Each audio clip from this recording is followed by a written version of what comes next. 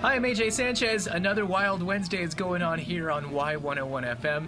I'm thinking back to some of my favorite animals that the Fresno Chaffee Zoo brought into the studio.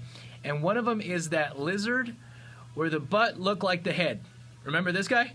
And this one's called a shingleback skink because if you look at those scales, they kind of overlay and look a lot like shingles. Another common name is a pinecone skink. And these guys are kind of cool that their head and their tail look very, very similar to each other. Yeah. And some people think that maybe a predator might try to go after the tail instead of the head. We really don't know exactly why that is, but they do store a lot of fat in here. These guys can survive off the fat in their tail, kind of like the way a camel has fat in its hump. Would they still die, though, if a predator ate the tail? No, these guys don't regenerate their tail, or it doesn't grow back, but they wouldn't die. Yeah. Really? There's really not a whole lot of things that eat these guys in the wild that's native. Now we have foxes and cats that are introduced that are causing pretty good issues with these guys as far as losing in numbers.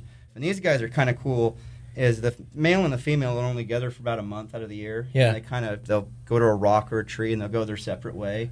And the next year they'll meet at that same rock or tree and they'll mate and have offspring, and then they go their separate ways. And they've documented the same lizards meeting for over 20 years. Wild Wednesdays on Y101 FM. Make sure you keep listening and take a look at their website. It is packed with a lot of great information. FresnoChaffeeZoo.org.